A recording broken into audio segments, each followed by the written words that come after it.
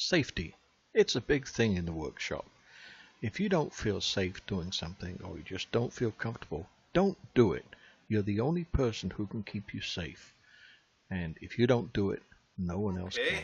So it's the next day now, and if you remember, that's my indicator of where the surface is here. Now I noticed this morning I had a little bit of tear out here, and I think it's from where I cut this off with a saw yesterday, and so I've just put a little bit of CA glue on these. Hopefully it'll hold that together, and of course we'll turn off the glue. There, a little bit of the thin on there. So our goal today is to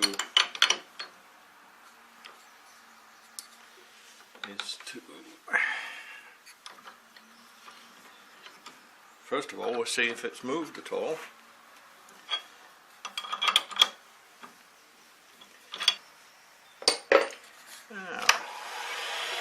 Oh, I don't think so, maybe a touch.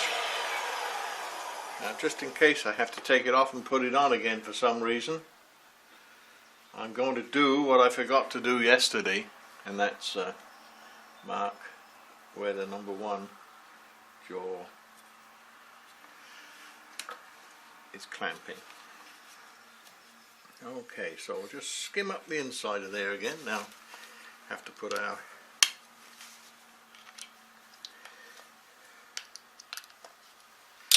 round nose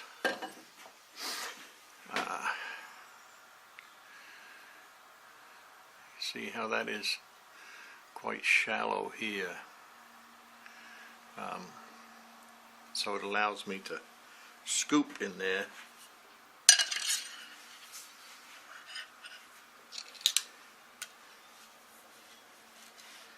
It's a 1/2 inch bowl gouge. Now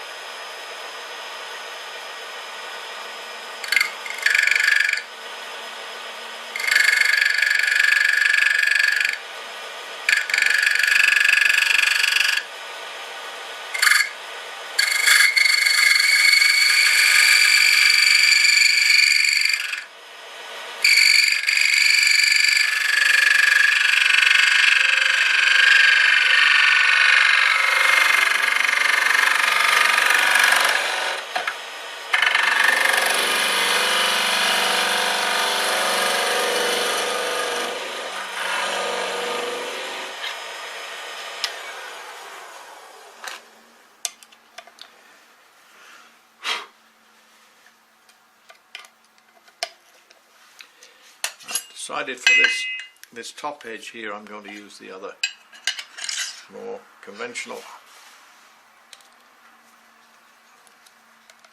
shaped gouge, and then I'll spin it round to do the bottom.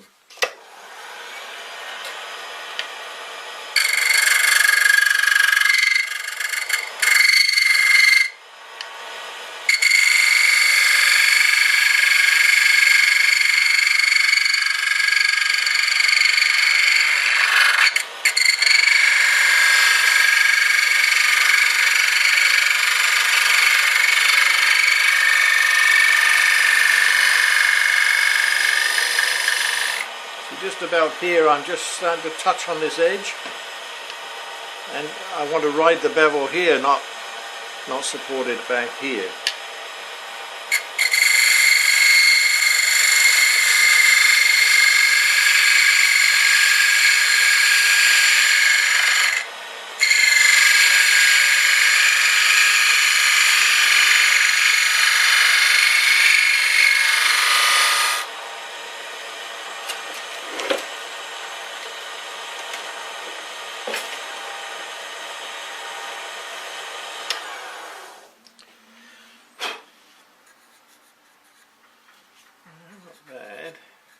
Could be a little better.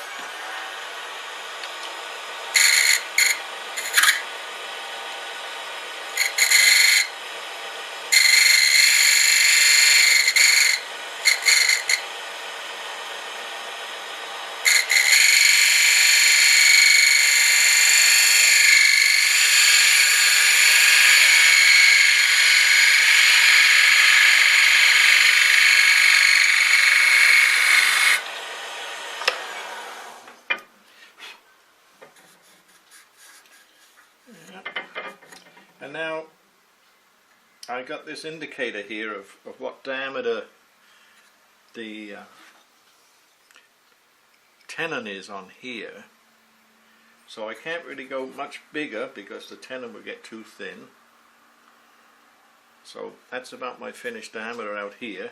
I'll change the gauge around to finish the bottom. And yeah, it's looking about right. The thickness of the wall.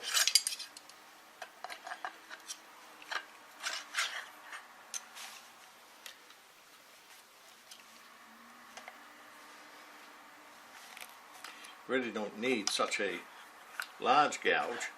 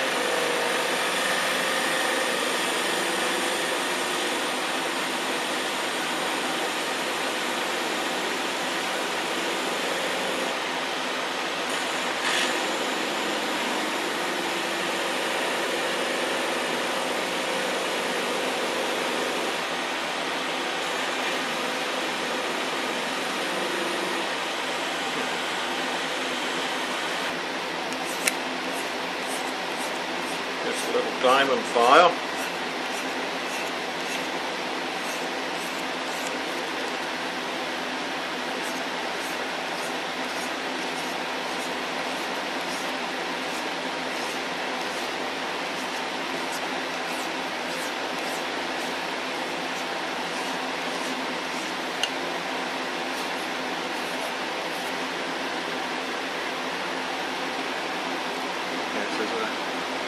A little tiny bobbin raised by the diamond file.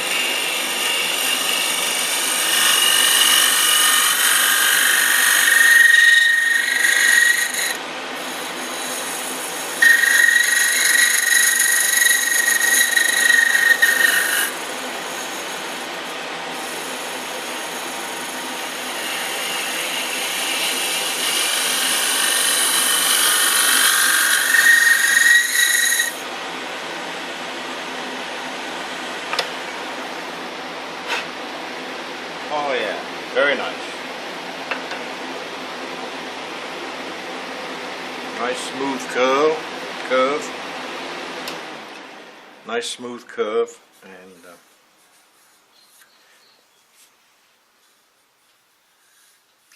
now I'll just give myself a nice little straight shoulder there,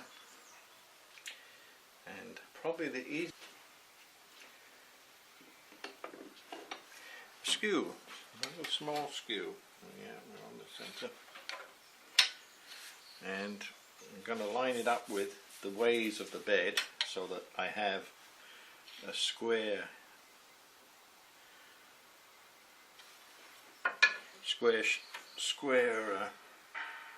recess here, so that the edges are parallel.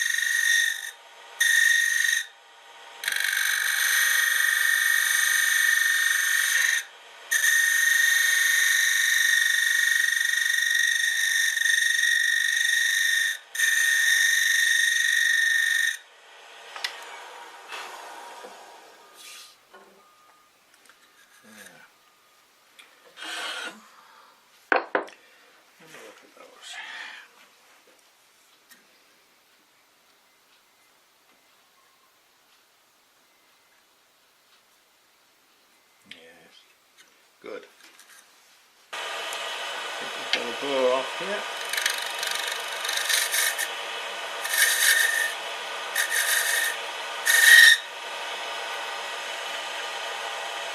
Give ourselves a flat face.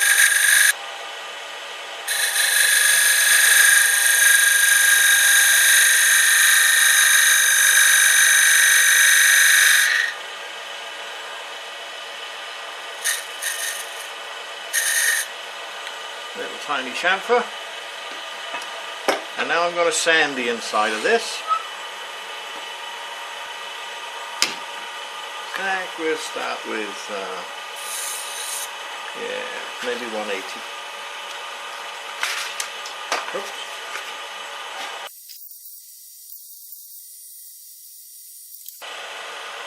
I really want this to be a concave edge a little bit so that it will blend better with the other half of the egg.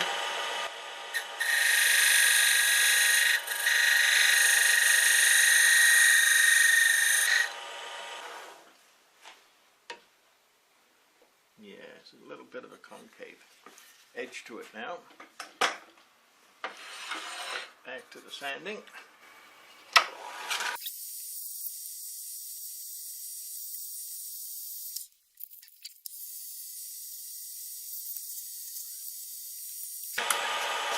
$320, 400.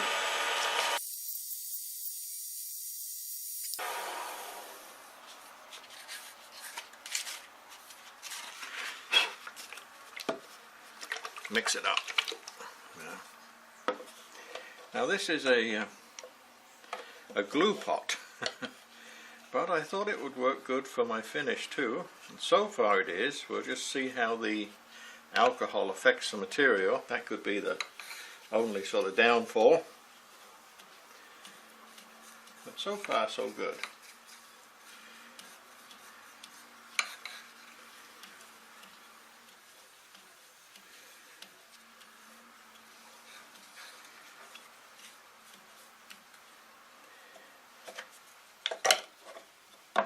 Yeah.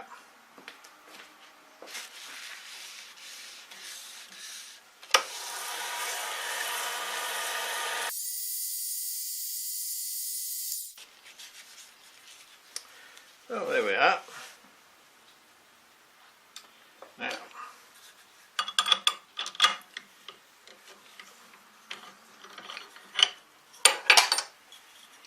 so there's the inside finished, and you can see that I turned this little recess here for the tenon. I turned it just a little bit smaller than that indicator that we'd left there, so that it should be good. It's too small. So now we'll turn this and fit this to it. And the number 1 jaw is there, and the mark's here for the number 1 jaw. Tighten that up a little bit, and then we'll just feel for where it was before there. Perfect.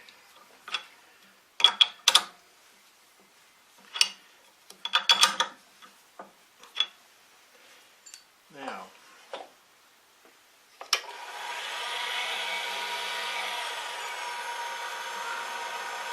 first thing, we'll true this up, and hopefully we'll have enough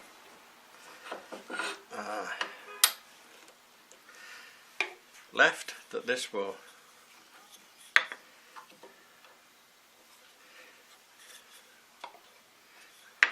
okay, let's see what we got there.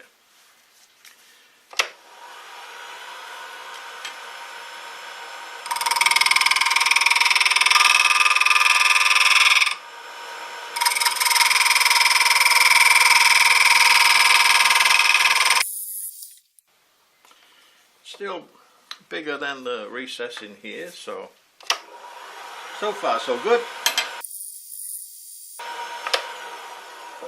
Now I just put a little taper on it. We'll see if we can start on it. No, not yet.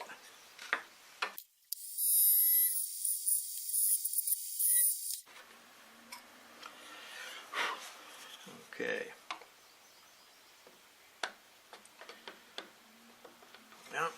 yet.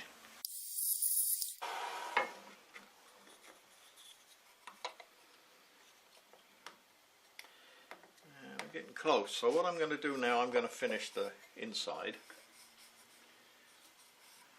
because that will be removing more material again. And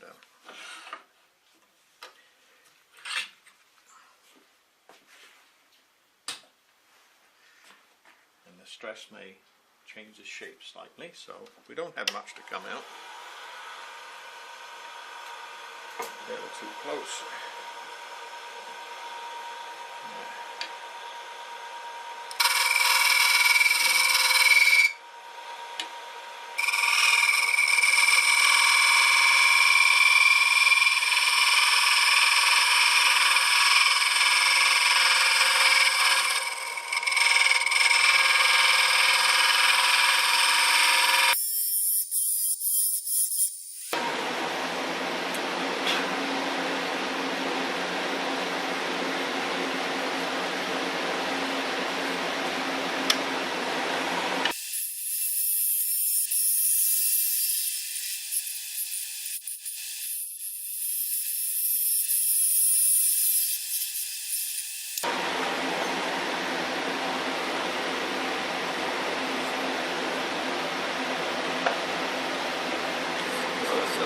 Scrape with the negative rake scraper again. When we get down there, I have to go on this face, yeah.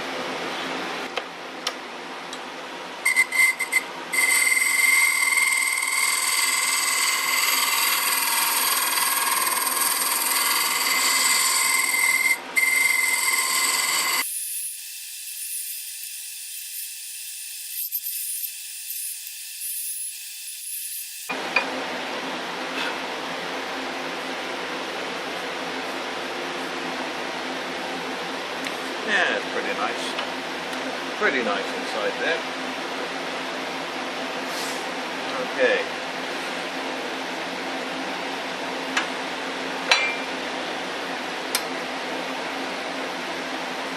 Back to the fit.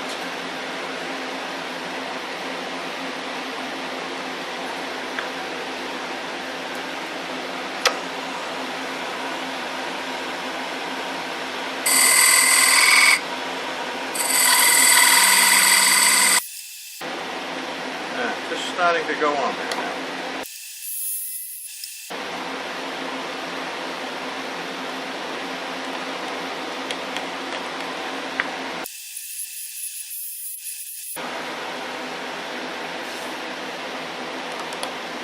There we go.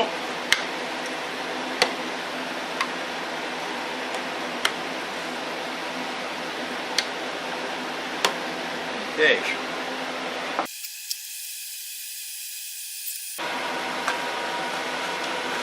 So 180 again.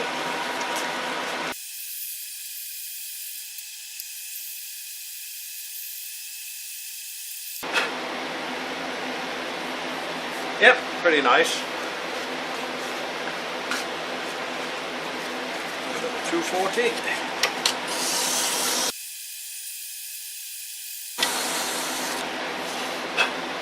Now, I'd like to give you a word of warning here about putting your fingers in things that are spinning. This is fairly open and I feel safe doing it, but you shouldn't really do it. It's dangerous. I've been around machines and machining for many years, and I probably have some really bad habits. This is probably one of them. What you should do is take a little stick, a dowel, wrap your sandpaper around it. Put that in there. There, that's a lot safer, isn't it? So I showed you that so I could show you not to do it.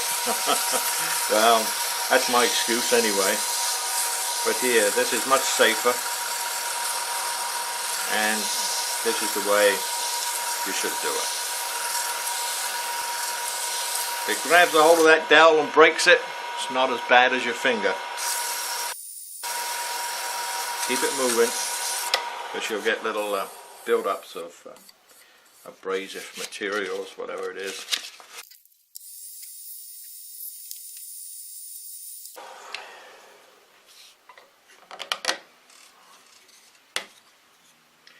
Still probably a touch tight.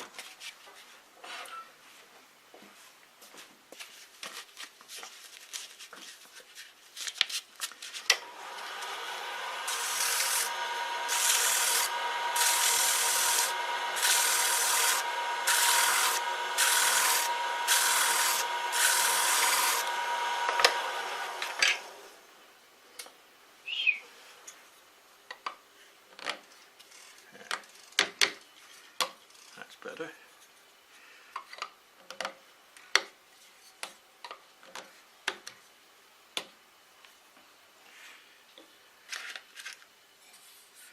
Okay, so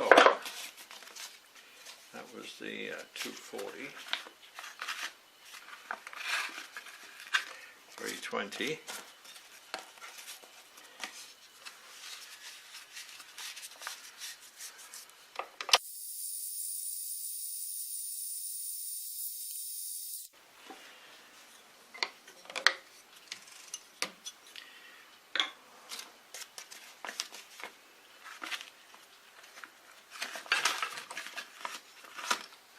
And 400.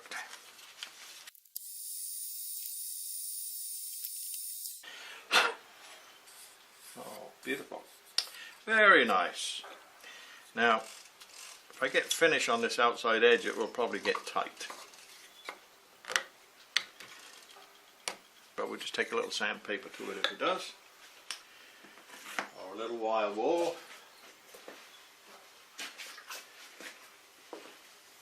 So now I'm going to finish the inside. And might as well do this too, it's going to get on there, so accept it.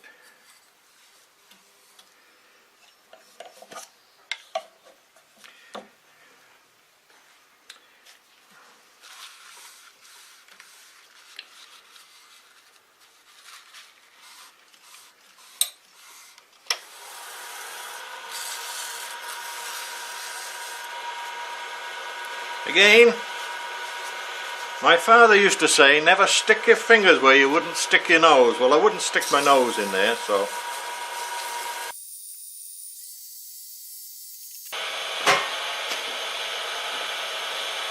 I stumbled on a website recently, don't really know where it is, wouldn't advise anybody to go there. But people were talking about, they didn't believe that spontaneous combustion with rags and linseed oil. Well, I can tell you it's true. I nearly lost this workshop because of it. I had some rags, paper towels, in a bucket, steel bucket. It was about half full, it was in the middle of the floor, nothing above it. And my wife and I went out for about an hour. When I came back, I couldn't see through the windows of the workshop with smoke. So I guessed what it was, and I took a big breath and opened the door, went in and grabbed the bucket, and ran out with it, and when I hit the door, it burst into flames. And the fumes that were in the shop just filled the shop. So I was very lucky. It could have been an explosion, and I might not have been here making eggs with you. So if anybody tells you that linseed oil and rags don't cause instantaneous combustion, they're full of it. They don't know what they're talking about. Very nice. Be safe. Dispose of your paper towels and linseed oil in a sealed container that is airtight, fire tight, etc. Yeah. So, it's your shop, and I used to turn in my basement before that. Had that happened in my basement, I couldn't have got down there. And it took over a week after that to get the smell out of the shop, running those carbon filters.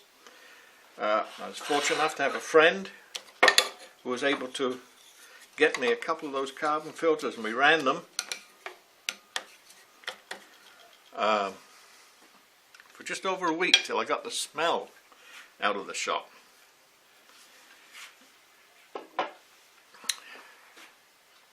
But had it happened in my basement, I would have lost the house and maybe my life and family's life. So don't take chances. What I do at the end of every day is I take those rags out of that container, those paper towels, and I take them out and I burn them in a chimney. Burn them up. Okay, so finish the inside. This is beautiful. That's better than this one. And the next job is to turn the outside. So to do that,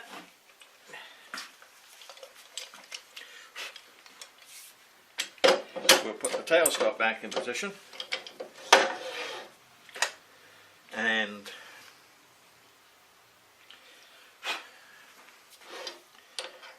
do as much as we can, like that, holding it together.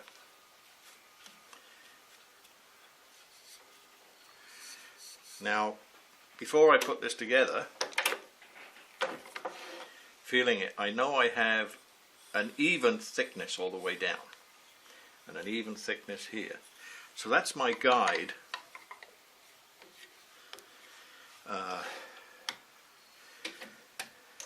for turning the outside. I want to take, well, how thick is it? Yeah, I want to take a 1/16 off anyway, down the outside, and really make that outside the right shape. Continue it on down further here.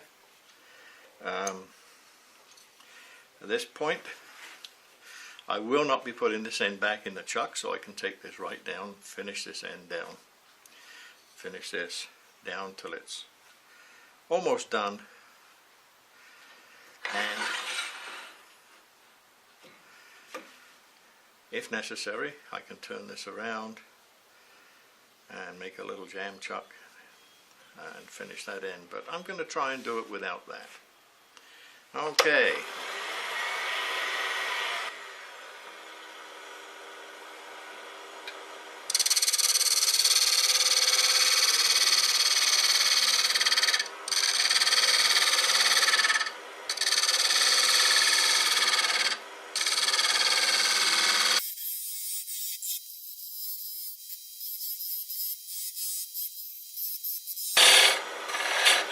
Okay, I've just given myself some depth witnesses, so I know when I get to those I've gone about a 1/16 down. That's my target.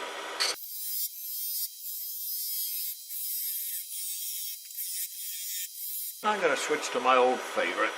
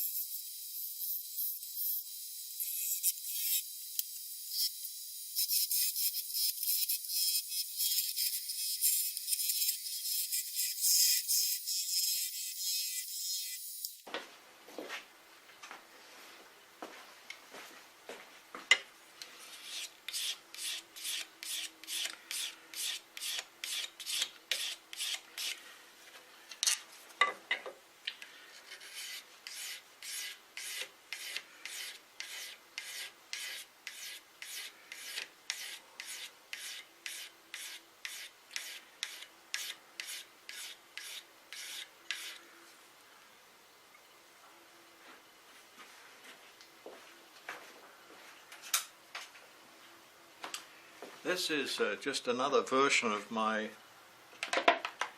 original That's All tool. This is a tool that I made one day from a piece of high-speed steel.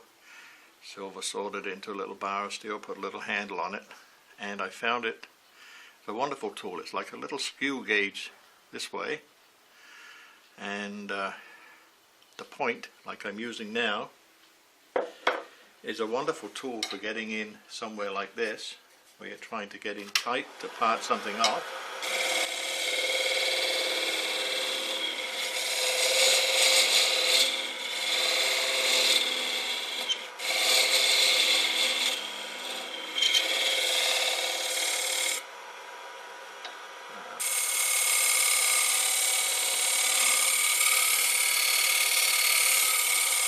Here's a nice little scraper.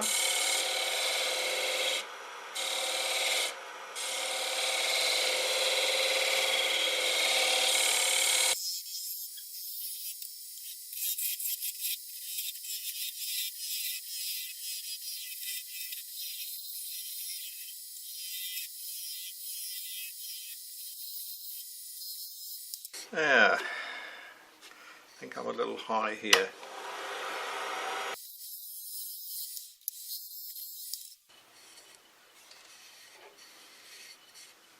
Yeah, starting to look like an egg. Start with some 120.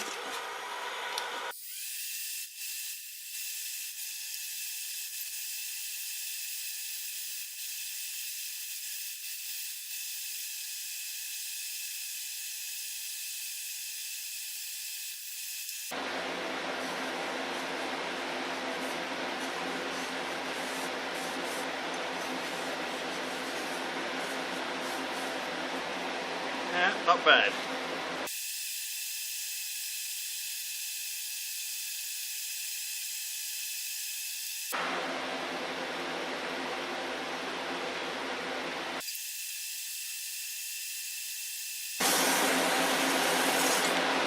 $400.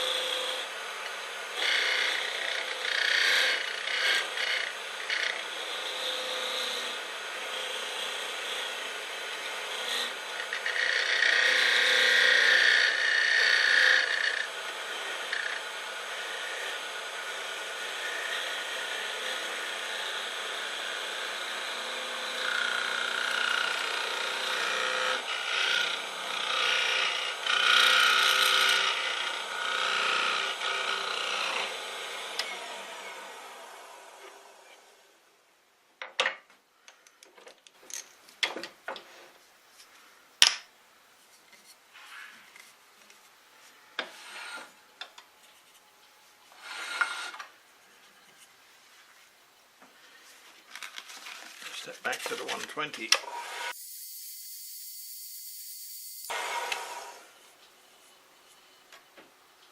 Yeah. 120, 240.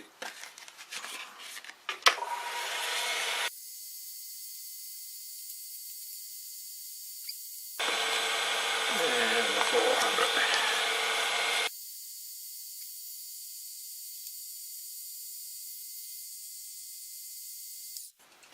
And now, just to give that a little stability, this little soft touch has a little hollow in it here.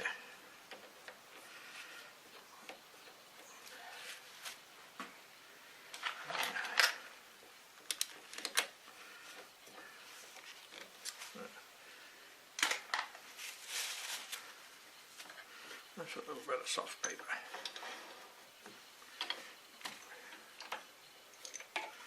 Just to give it a little bit of support while we thin this end down a touch. Yeah.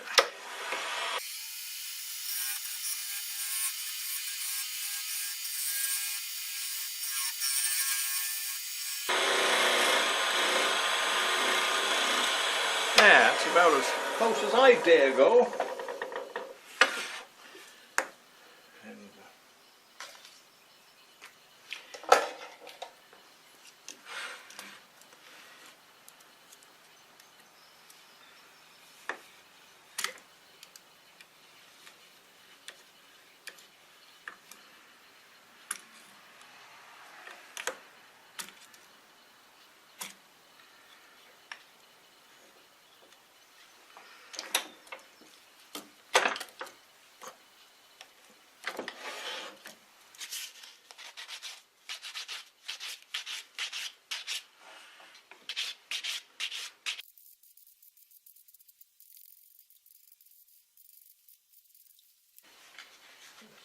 so 120,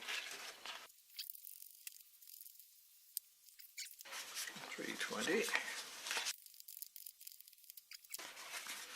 and 400. Oh.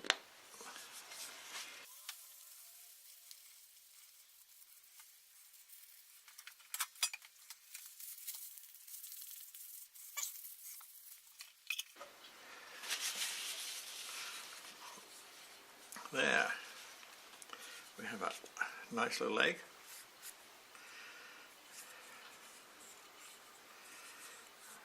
About 3/16 thick, maybe a little less in places. Made from an old dry piece of ash. Not bad.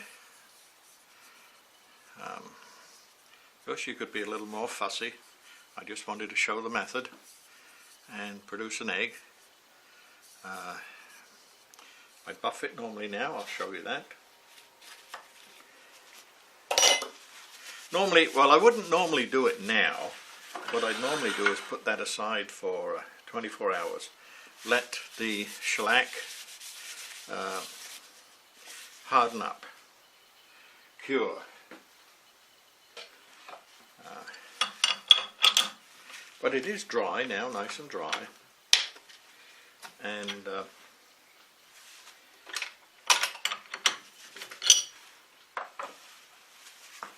nothing to stop us buffing it now, and we'll see the nice shine we get.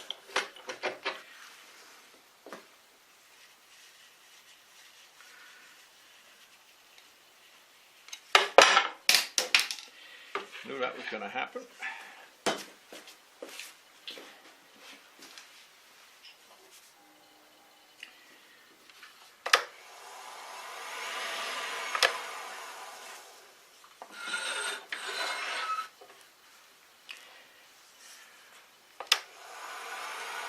Now, I'm just going to put a little carnauba wax on this egg. Give it a nice shine.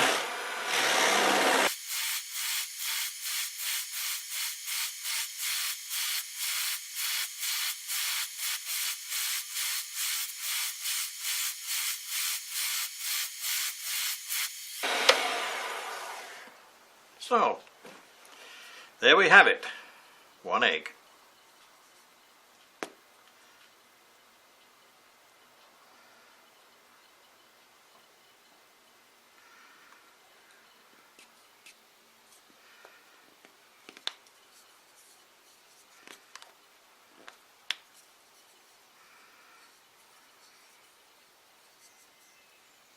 Quite light. Beautiful. Okay, that's it, guys. I think my little grandson's going to be very pleased.